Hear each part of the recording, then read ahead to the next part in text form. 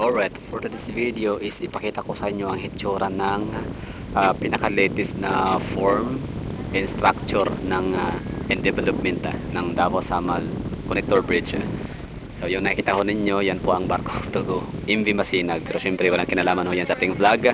Kundi dito tayo ngayon sa ating tulay. So ladies and gentlemen, sa mga nag-aabang dyan sa project na to, so ito ho yung kanyang hitsura. Last time I checked nung June 25, 2026, nasa 61%, tapos nitong July naging 62 point something percent. So baka ngayon nasa August na tayo ay nasa mga 63% na to. So ibig sabihin ho nun, pag-receive, di ba? Yung development dito sa proyekto na to. So ang ganda lang, nakita nyo naman siguro yung barko na yan, napakalaki ni MV Masinag, no, na to go. Nakasakay na tayo niyan Davao to General Santos City. Kahit hindi nyo naman ay tatanong. Pero ang laki nung barko na yan, estimated ko siya para siyang nasa mga siguro mga 6th floor. Kung ikaw kumpara natin, ihahambing natin siya, ihahanin natin sa mga gusali sa Davao City. So nasa ano siya, medium rise building na yun siya. Parang Gaisano Mall na ang kanyang taas ng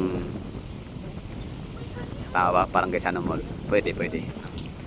So ibig sabihin niyan, pwede ano siya, makakadaan pa rin pala talaga yung mga ganyang barko, no, dito sa ilalim ng tulay. Kung gugustuhin nila, no?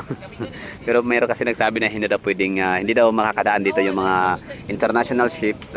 Kailangan daw nila magre-route doon sa may Pantukan Davao de Oro Channel or Strait.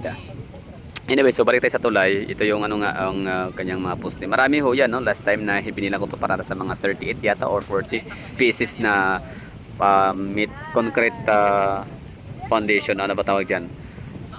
Concrete pile, no? So mula doon sa pinaka-isla ng Samal hanggang sa patawid dito sa may landing area naman ng Davao City. So nasa mga 38 to 40 piraso yon. Na-estimated ko lang na binilang, ha.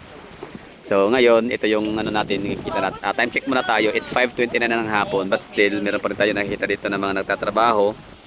Asa na yon? Ano bang palatandaan namin nagtatrabaho? Kasi meron pang mga sparks ng welding, no? May mga nagwe-welding pa, tapos gumagalaw pa yung mga cranes. Hindi nga lang masyadong obvious or noticeable kasi nga malayo. So hindi naman kayang kabilis gumalaw ang crane, no? So pandahan-dahan. Pero dito muna tayo sa mga hanapin natin yung mga nagsasparks na mga welding rods. So ang galing, no? So ulitin ko lang, ha. I-reiterate ko lang sinabi ni yun. Kita nyo yun? Yan yung nagsasparks na yan. Ayan, nagwe-welding. Yan. Diba? So, legit yung sinabi ni DPWH Region 11 spokesperson na si Dean Ortiz na ang Davao Samal Connector Bridge ay ginagawa siya, no, by 6 AM hanggang alas 11 ng umaga, tapos lunch break alas 12 hanggang resume naman sila ng alauna ng hapon hanggang alas 6 ng hapon. So ibig sabihin, legit yun, totoo yun, no? Hindi siya scam, hindi siya sinungaling, kasi nga ito, mag-aalas 6 pa lang, 5:30 na ng hapon, but still kikita pa rin natin yung pagtatrabaho nila sa tulay. So ibig sabihin, ilang minuto na lang, 30 minutes na lang, mag-aalas 6 na, sa siguro aalis na rin yan sila sa lugar, no? Kapag break time na, uwian na, tulog, ganyan, kain muna tas tulog. Sa natatrabaho dito ay Chinese and Filipino construction workers. So dalawa ang kailangan bunkhouse. So dito sa may nag-sparks yan. May nagwe-welding din dito na portion. So yung taga Davao portion area, ito sila dito. Yan. So ang kailang lugar, ang kailang bunkhouse, staff house ay nasa doon lang din sa may Daang Maharlika Highway sa may intersection, no, corner. So ang ganda ng bunkhouse sila, staff house, kasi air condition talaga siya, no. Hindi naka prefab, hindi yung kagaya ng mga Pilipinas ba na mga construction workers natin talagang pinapatulog lang nila sa mga scrap dito basta sa mga pinagtatagpatagping yero, mga scrap metals, mga ganyan. Pero yung mga Chinese construction worker, pinapatulog talaga sa napakagandang pasilidad. So yan ha, mga natatrabaho dito na portion. Ito yung Davao City parang cluster yan. So mula dyan sa poste na yan hanggang sa dito sa may Lanang Beach Club.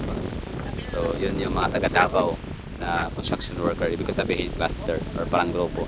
Sa kabilang grupo naman ay sasama sila natutulog. So feeling ko mas mas the best dito ka makatira. Mas perfect kapag andito yung staff house, bunk house. Yan, so sabi yung bunk house ng mga Chinese dito sa kabilang isla. Yan, yan. Yung kulay puti na yan na panaspilahan. Yan po ay prefab na tulugan nila. I don't know kung prefab or prefab nga, no? So hindi siya concrete. Mukhang concrete nga lang siya kasi sa malayuan kulay puti yung kanyang pintal. Pero yan, prefab. Tapos air condition, ang ganda. CBRC, China Bridge and Roads Construction Company. So yan po yung progress. Yan nga, bali panigurado na sa mga 63% na.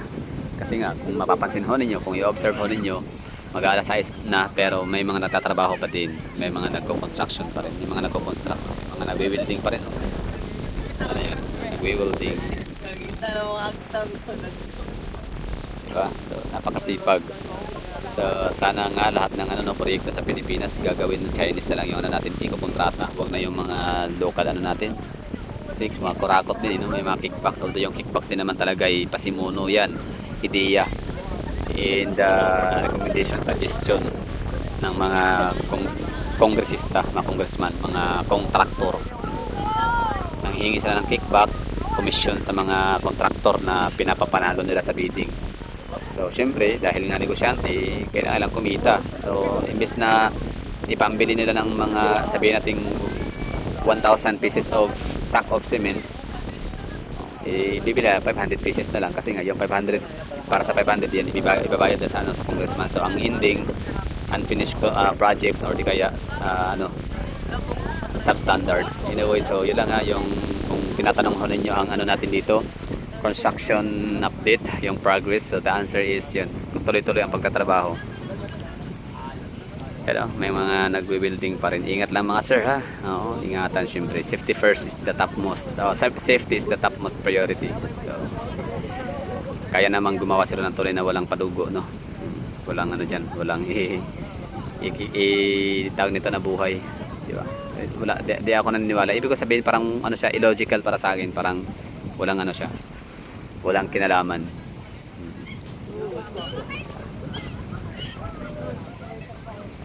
So, yun lang siguro ang natin dito update. So, nakikita ko natin dito. Hindi man tayo ganun ka close up at still kita pa rin ang ating camera kasi may kakayahan naman ang ating camera mag zoom in, mag zoom out ng ganun ka layo na mas mapapalapit pa sa atin. Anyway, so yun lang. Happy ako na nakita ko ulit itong portion na to dito. Itong perspective ng Ashuela Cova. Seaside Promenade. Basta may nagwe-welding pa.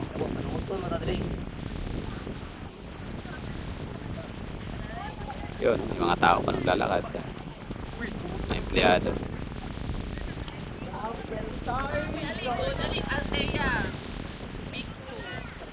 Diba? So, good sa tayo dito. So, that would be all. Thank you for watching. So, the answer is continuous pa rin ang pagkatrabaho. Walang hinto.